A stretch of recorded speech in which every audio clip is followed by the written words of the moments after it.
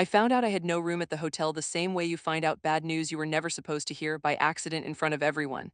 My mother had booked 6 rooms for our family vacation, one for herself, one for my aunt, one for each of my siblings, and one for my sister's boyfriend who had been in our lives for only 4 months. There was no room for me, not a mistake, not an oversight, a decision. And when I stood there asking my mother if she had forgot something, my sister turned to me with a smile that I will never forget and said, "A failure doesn't deserve a bed on a family trip." I was 31 years old, I had just lost my job 3 months before, and in that moment, surrounded by my entire family, I understood something I had been too loyal to admit for years. I was not family to them. I was furniture, useful when needed, invisible when not. Before I go any further, I want to ask you something. Has someone in your family ever made you feel like your worth was tied to what you earned, what you owned, or what title you held? Like the moment things got hard for you, suddenly you stopped deserving the same basic respect. If you have ever been in a room full of people who share your last name and still felt completely alone, stay with me.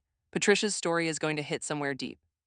My name is Patricia, and I want to start by telling you who I was before any of this happened, because if you only know me from the worst moment, you will miss the part that matters most. I grew up in a house where love was conditional, not in a dramatic way, not in a way anyone outside would have noticed. From the outside, my family looked fine. My mother was a woman who kept a clean house, cooked large meals on Sundays, and made sure we were all dressed well for church. My father worked long hours and came home tired. My 2 older brothers had gone on to stable careers and married young. And my sister Renee, 4 years younger than me, had always been the one my mother called her heart. I was the middle daughter, not the oldest, not the youngest, not the loudest, not the most dramatic. I was the one who helped with the dishes without being asked. The one who called my mother every Sunday morning not because someone told me to, but because I genuinely wanted to. I was the one who drove my aunt to her doctor appointments when no one else had time. I was the one who sent money home when my mother's roof needed fixing, even when my own savings were thin. I am telling you this not to make myself sound perfect because I was not. I made mistakes. I chose jobs that sounded exciting over jobs that sounded safe. I moved to a different city at 26 for a career in marketing that I believed in completely. I built a life that was mine, and for a long time that life worked. For almost 5 years, I worked at a mid-sized marketing agency called Hartwell Creative. I started as a junior coordinator and climbed to senior brand strategist. I was proud of that. I earned it. I worked 60-hour weeks. I built client relationships that lasted. I turned campaigns around when other teams were ready to give up. My boss, a calm woman named Diane, once told me that I had the rarest combination in this industry: the creativity to imagine something and the discipline to actually finish it. But the marketing world is not a stable world. And when the economy shifted and Hartwell lost 3 of its largest accounts in the same quarter, the layoffs came fast. 12 people on a Monday morning, I was one of them. I remember sitting in the parking garage for 40 minutes after I walked out of the building, hands on the steering wheel, trying to understand how something I had put 5 years of my life into could end in a 15-minute meeting. I was not broke, I had savings, I had skills. I knew logically that I would find something again. But losing a job you loved is not only about money, it is about identity. It is about the version of yourself you built inside that work. And for the first few weeks, I grieved that version of myself more than I grieved the paycheck.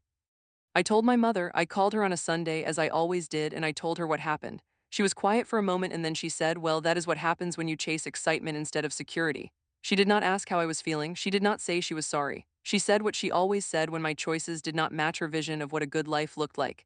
And I told myself it was just her way. I told myself she loved me, even when her words felt like gravel. My sister Renee called me 2 days later. I had been hoping that call would feel different. Renee and I had never been close in the way some sisters are, but we were not enemies. We tolerated each other. We showed up at the same family events and were polite and even laughed together sometimes. But Renee had always carried something toward me that I can only describe as resentment. And T dressed up as humor. She would say things that stung and then follow them with a laugh as if the laugh erased the sting. When she called, she said, "So I heard you got let go, that's rough. But honestly, Patricia, you always lived too far on the edge. Some of us have stability because we chose it." She was a dental hygienist. Steady income, good benefits, married to a man named Carl who sold insurance. Their life was organized and predictable. There was nothing wrong with that life. But there was something in the way Renee said it. Some of us chose stability. That made it clear she thought my situation was not bad luck but a character flaw. I thanked her for calling and got off the phone. For the next 3 months, I did everything right. I updated my resume. I reached out to my network. I applied to dozens of positions. I had interviews. I had second rounds. I came close on 2 jobs before the companies froze their hiring. I was working on freelance consulting projects to keep income coming in. I was not spiraling. I was struggling quietly, which is the kind of struggle that gets no credit from anyone watching. And then came the vacation. My mother had decided in that third month after my layoff to organize a family trip. This was not entirely unusual. She had done group trips before every few years, usually to somewhere warm. This time it was a resort town about 4 hours away, a place with a beach and a large hotel and activities for everyone. She had been planning it for weeks. She talked about it in the group chat. She sent links to the hotel. She asked people about their schedules and dietary preferences, and whether anyone needed a room with accessibility features. I was in the group chat. I saw all of this. I assumed I was included. I had already checked my calendar and confirmed I could make those dates. I did not see a separate message asking if I wanted to come. I did not receive a specific invitation. But no one told me I was not included, and the group chat included everyone, so I assumed I was part of the plan. The week before the trip, I texted my mother privately and asked if she needed me to contribute toward anything: food costs, gas, activities. I wanted to do my part even in a month when my finances were tighter than usual. My mother texted back and said not to worry, that she had handled the bookings. I said thank you and told her I was looking forward to spending time together. She sent a thumbs up. A thumbs up. We drove to the resort on a Saturday morning. My aunt rode with me since she did not drive long distances anymore. The drive was fine. We talked about small things. She asked about my job search and I told her it was moving forward. She patted my hand and said I was going to be more than fine. We pulled into the hotel parking lot and everyone gathered near the entrance. My mother was already there with my brothers and their families. Renee and Carl arrived a few minutes after me. There was a general buzz of everyone unloading bags and talking over each other, the way families do when they are in a public place and trying to organize 6 different adults and 4 children at once. My mother went to the front desk. She came back with a folder of room key envelopes. She handed them out one by one: my brother Marcus and his wife, my brother Darnell and his family, my aunt, my mother's room, Renee and Carl. She handed out the last envelope and looked up, and the folder was empty. I was still standing there with my bag. I said, "Mom, did you get mine?" And the way she looked at me in that moment, not alarmed, not apologetic, but almost inconvenienced, told me everything before she said a single word. She looked at me the way you look at a problem you already knew about but hoped would solve itself. She said, "Patricia, I only booked for the family members who confirmed." I felt the ground shift under me. "I texted you," I said. "I told you I was coming, you sent me a thumbs up." She said, "A thumbs up means I read the message. It does not mean I added you to the booking." I could hear my brothers going quiet nearby. My aunt had gone pale. Renee was standing slightly behind Carl, and I could see the expression on her face before I even turned to look at her. It was not surprise, it was almost enjoyment. I said, "So there is no room for me." My mother said, "I did not think you were in a position financially to contribute to a trip right now. I was trying to be considerate." I want you to sit with that word. Considerate. She had decided for me without telling me, without asking, that I was too broke to go on a family trip. She had excluded me from a family vacation to be considerate. As if being excluded, being invisible, being the person who shows up to a hotel with her bag and finds out she has no room, as if that was the kinder option. I stood very still. I did not cry. I did not raise my voice. I said, "When were you going to tell me?" And before my mother could answer, Renee stepped forward. She had a slight smile. She looked at my single overnight bag and then she looked at me and she said, loud enough for everyone to hear, "Honestly, Patricia, a failure doesn't deserve a bed on a family trip. You should have thought about that before you lost your job." There was a second of complete silence. I remember it clearly because silence like that is rare in a loud family. It lasted only a moment before Carl laughed, a short, uncomfortable laugh like he was not sure if he was supposed to, and then Renee added, "I'm just being honest." My older brother Marcus said her name in a tone that was somewhere between a warning and embarrassment. My other brother Darnell said nothing and looked at the floor. My aunt looked at me with an expression that was so full of pain it almost made me the comforter right then. And my mother said nothing. She said absolutely nothing. I stood there for one more second. Then I picked up my bag, walked back to my car, put the bag in the trunk, sat in the driver's seat, and drove myself to a small motel about 2 miles from the resort. I paid for it myself. I sat in that room with its stiff white sheets and the sound of the air conditioning unit rattling in the window, and I let myself feel the full weight of what had just happened. I was 31 years old. I had spent my entire adult life being dependable, supportive, present, and generous toward people who had just stood in a hotel lobby and watched me be told I had no room. One of them had laughed. One of them had made a joke about my failure. And the most important one, the one whose opinion I had spent decades trying to earn, had said nothing. I cried in that motel room. I am not going to pretend I did not. I cried for a long time, and then I stopped, and something inside me went very quiet. Not cold, not angry in the way that makes you do reckless things. Quiet. The kind of quiet that comes when you finally stop fighting a feeling you have been pushing away for years. The kind of quiet that means you have finally seen something clearly enough that you cannot unsee it. I understood in that motel room that my family did not see me the way I had always hoped they did.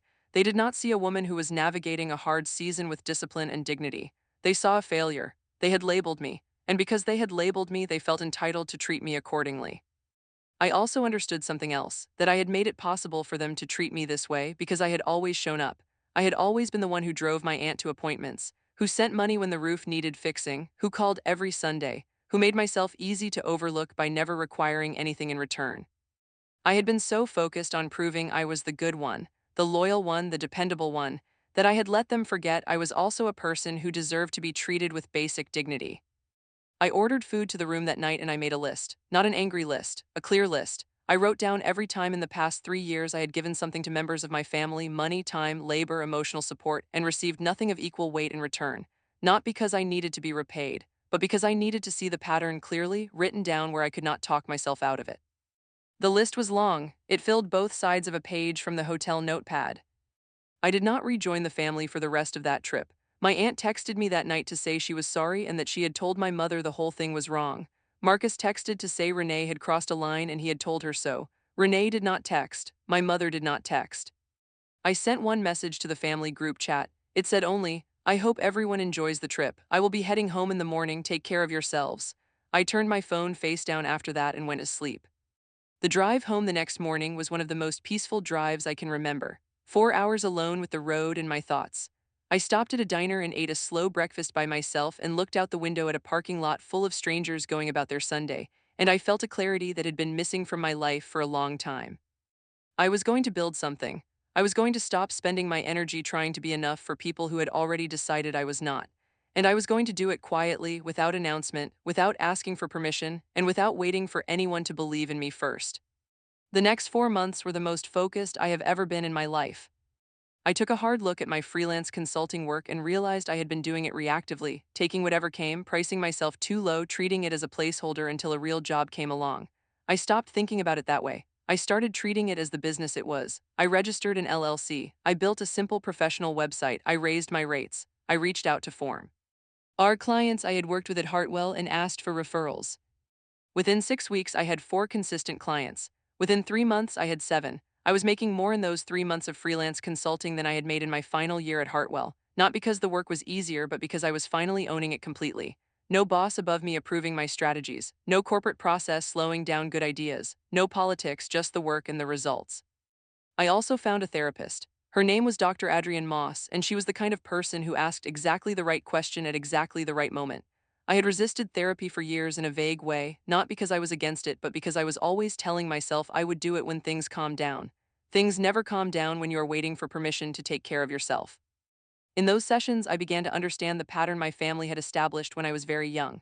That my value in that household was tied to how functional I was. When I was successful and stable, I was praised. When I struggled, I was lectured or dismissed. There was no room in my family's framework for Patricia as a person who sometimes needs support. There was only Patricia as a resource. And the moment I stopped being a reliable resource, I became something they did not know how to categorize.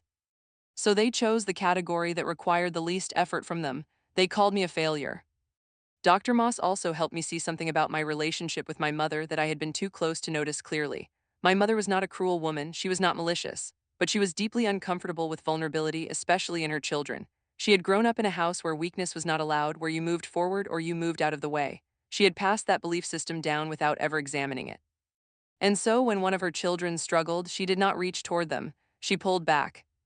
Understanding that did not make the hotel lobby moment hurt less, but it helped me stop waiting for an apology that my mother did not know she owed me. I want to tell you about the moment things shifted publicly, because it did not happen in a dramatic confrontation the way you might expect. It happened slowly and then all at once, the way most important things do. About 5 months after the vacation, I landed my first major corporate contract.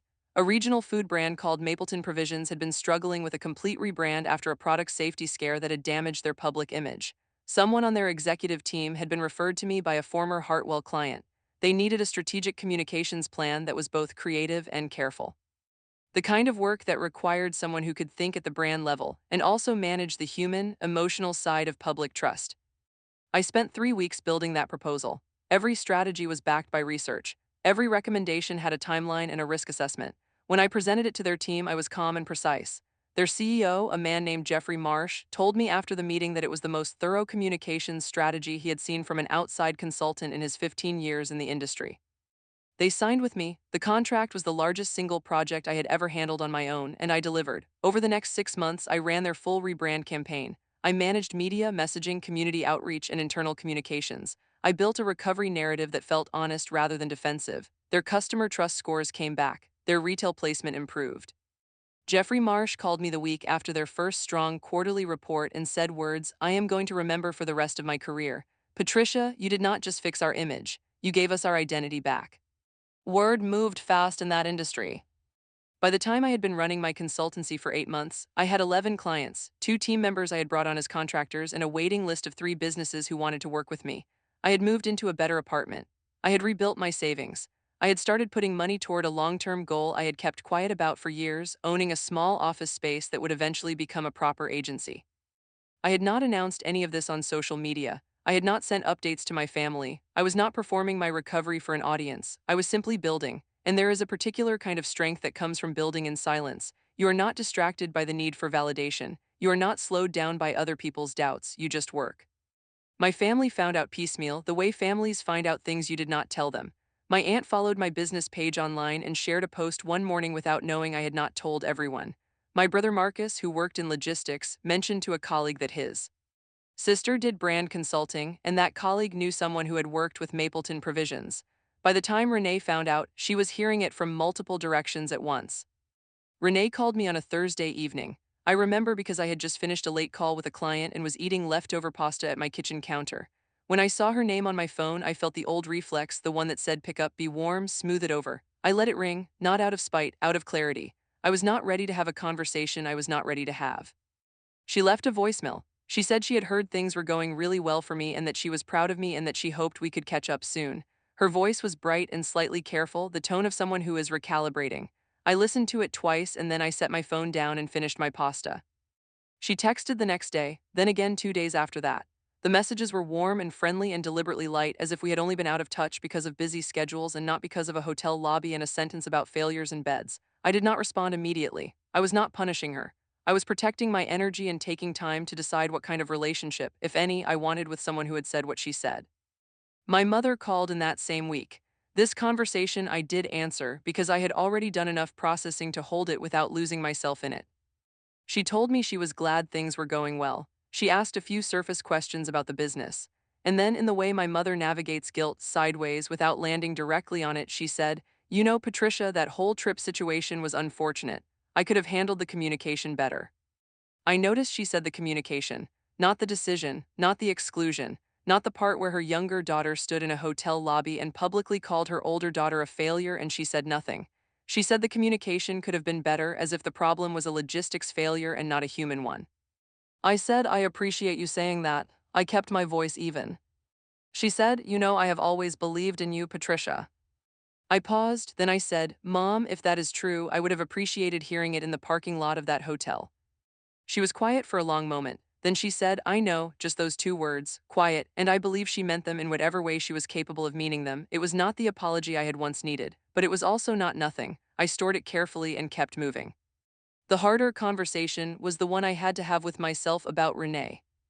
I took a long time with this. I talked about it in therapy. I wrote about it in the journal Dr. Moss had encouraged me to keep.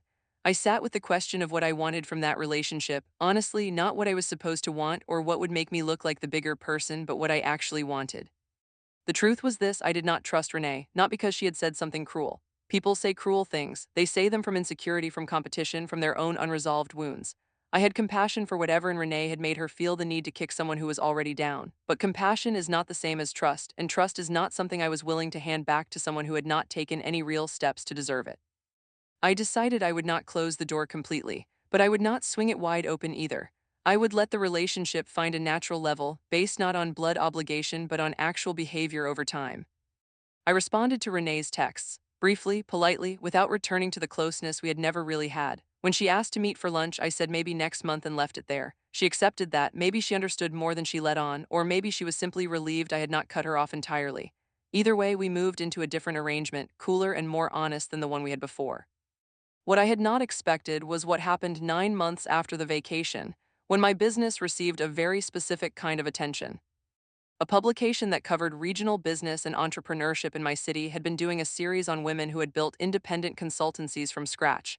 A journalist named Clara Osai reached out to me through my business website. She had read about the Mapleton Provisions rebrand and had spoken to Jeffrey Marsh, who had given her my name enthusiastically. She wanted to feature me.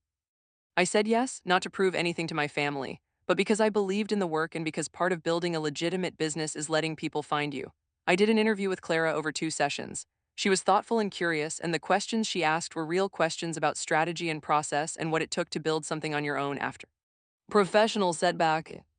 The article came out on a Tuesday morning. It was titled The Quiet Strategist: How Patricia Built a Brand Agency Out of a Pink Slip. It had a photo of me at my desk, calm and focused, the kind of photo that captures not a performance but a reality. The article talked about the layoff, the rebuilding period, the Mapleton contract, the growth of the consultancy. It did not mention my family. I had kept that part private. But the article reached my family anyway, because things always do. My brother Marcus texted me a link to it with several fire emojis and said he had shared it with everyone he knew. My brother Darnell, who had been quieter through all of this, called me that evening and said something that surprised me. He said, "Patricia, I owe you an apology for the hotel. I should have said something in that lobby. I didn't, and I've thought about it more than you know." I thanked him. I told him it meant something. I meant it. My mother forwarded the article to several of her church friends and mentioned it to me with a kind of pride that was real, even if it came only now when the evidence was public and undeniable. I accepted her pride without irony. She was who she was, and I was choosing to keep her in my life with clear eyes, not as the mother I had needed, but as the person she actually was. Renee called the morning the article came out. When I picked up, she was quiet for a moment and then she said, "Patricia, I've been wanting to say this for a while. What I said at the hotel was wrong. It wasn't funny and it wasn't honest, and I said it to make myself feel better about things that were happening in my own life that I hadn't dealt with. I'm sorry." I let that sit in the air between us for a moment, and then I said, "I hear you, Renee, thank you for saying it." She said, "Are we okay?" I said, "We are getting there, give it some time." She said okay, and I could hear something in her voice, relief and something smaller and sadder, maybe regret, maybe the recognition that certain things said cannot be fully unsaid, only carried more carefully from then on. We hung up and I sat at my kitchen table with my coffee and I thought about everything that had happened in less than a year. The hotel lobby, the motel room with the rattling air conditioner, the list on the hotel notepad, the 4 months of rebuilding, the consultancy, the Mapleton contract, the article, the phone calls. I thought about the version of myself who had driven away from that hotel with her bag in her trunk and tears she was holding back. And I thought about the version sitting at that kitchen table with a business that was real and a sense of herself that was finally unshakable. I want to be clear about something. The goal was never revenge. It was never to make Renee feel stupid or to prove my mother wrong or to show anyone anything. The goal, even when I could not have named it clearly in that motel room, was to become someone I could respect, to stop organizing my life around the approval of people who had never offered it unconditionally, to stop shrinking myself to fit inside someone else's definition of what I was worth. The peace I felt that morning was not the peace of having won something. It was the peace of having stopped needing to. I want to tell you about the day my sister called me about something she needed, because this part of the story is one I have never fully shared, and it matters. About 4 months after the article came out, Renee and Carl were going through something difficult. Carl had been passed over for a major promotion at his firm, and the tension in their marriage had grown. Renee, who had always defined stability as the thing that made her better than me, was suddenly navigating what instability felt like up close. She called me not to apologize again, but to talk. Just to talk. And here is the thing that surprised me most about myself. I listened. Genuinely, I did not use her vulnerability to score points. I did not remind her of what she had said at the hotel.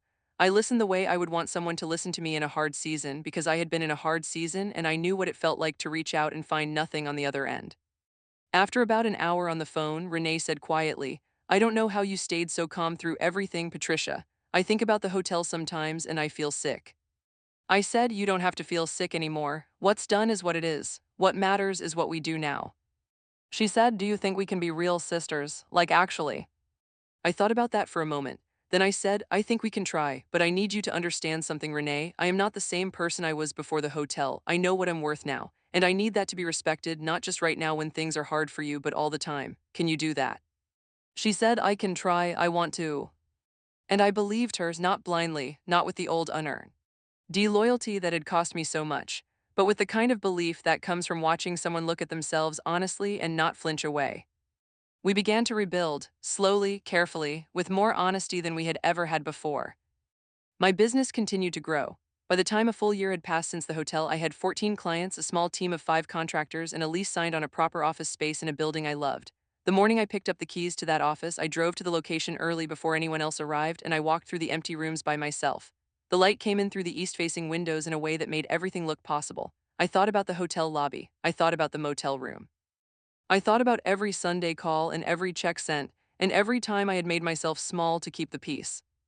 And I thought, this is mine, every corner of it. Nobody gave it to me, nobody believed in it before I did. Nobody booked a room for it in the plan they had for my life. I built it myself out of the exact hard season they thought would finish me. There was no announcement, there was no speech. I just stood in my office with my keys and the early morning light and let myself feel the full weight of what I had done. My family came to the office opening event a few weeks later. My mother arrived dressed nicely, which I knew was her way of honoring something she did not fully know how to express. She looked around the space and she put her hand on my arm and she said, "This is beautiful, Patricia." I thanked her, I meant it. Marcus brought his wife and kids and was so loud and enthusiastic that he got the whole room energized. Darnell stood near the back, quieter, but present in the way he had been more present since his phone call apology, steady, real, not performing. Renee came with Carl. They were going through their own season of rebuilding, but they came, and she gave me a long hug when she arrived, the kind of hug that holds more than it says. My aunt came, which meant the world to me. She held my face in her hands when she saw the office and said, "I always knew. She has always been the one in my family who saw me clearly." There were other people at that opening too. Clients, colleagues, Clara from the publication, Jeffrey Marsh, people who had come into my life in the past year and had no history with the version of Patricia who drove away from a hotel with no room and cried in a motel. These were people who only knew this version, the version with the keys and the office and the east-facing windows. I stood in my office that evening after everyone had gone, tidying up the last of the glasses and napkins, and I felt something I want to try to describe accurately because I think it matters. It was not triumph. Triumph implies a contest, and this was never a contest. It was something quieter and more lasting than triumph. It was the feeling of a woman who had been told her value was tied to her circumstances, and who had spent a year quietly proving that it was not for them, for herself. The proof just happened to be visible. I have been asked, when I have told parts of this story to close friends and to Dr. Moss, whether I ever wished I had said more in that hotel lobby, whether I wished I had confronted Renee right then, whether I wished I had made a scene. The honest answer is no, not because I was afraid, but because everything I could have said in that lobby would have been temporary. Words said in anger or hurt, even true words, are forgotten or reframed. What I built in the year after that lobby was not forgettable. It was not reframable. It sat in the world, solid and earned, and it said everything words in a hotel lobby could never say. There is a lesson in this story that I want to be very careful about how I say, because it is not the lesson that sounds the easiest or the most dramatic. It is not stand up for yourself immediately and loudly. It is not cut off your family and never look back. It is not your success will make them sorry. The lesson is this: when you finally see the truth about how you have been treated, the most powerful thing you can do is stop organizing your life around the people who taught you that lesson. Not with bitterness, not with noise, with clarity, with direction, with the kind of disciplined, focused, quiet self-respect that does not need an audience. The people who excluded you from their room will eventually stand in a room you built, in awe of the walls around them. And in that moment, you will not feel satisfaction so much as sadness. Sadness for all the years you spent trying to earn a seat at a table that was always going to undervalue you, and relief that you finally stopped trying and built your own. My name is Patricia. I am 32 years old. I am the founder and lead strategist of a consultancy I built from nothing in the most painful year of my professional life. I have a team I am proud of, clients who trust me, and an office with east-facing windows that flood the room with light every morning. And I have a family that is learning, slowly and imperfectly, what it actually means to see me. I have not forgotten the hotel lobby. I do not think I am supposed to forget it. The hotel lobby is the moment I stopped letting other people define my value. It was painful and it was public, and it was, in the end, the most clarifying thing that ever happened to me. I am not grateful for what they did, but I am grateful for what I did with it. And if you are somewhere in the middle of your own hard season right now, if you have just been told, loudly or quietly, that your struggle makes you worth less, I want you to hear this clearly: they are wrong. Your worth is not in your title or your salary or whether you got a room in the plan someone else made. Your worth is in who you are and what you choose to build with the time you have. And the people who cannot see that right now will have no choice but to see it later. Build in the silence, work in the clarity, let the work be the answer. Before you go, I want to ask you something real. Have you ever been made to feel like your hard season made you less deserving of your family's basic respect? And if you have, I want to know, did you stay quiet and build? Or did you speak up in the moment? There is no wrong answer here, and Patricia's story is proof of that. Drop your thoughts in the comments. I read every single one. If this story hit somewhere deep for you, share it with someone who needs to hear it right now. And if you are new here, Patricia's story continues. You do not want to miss what comes next.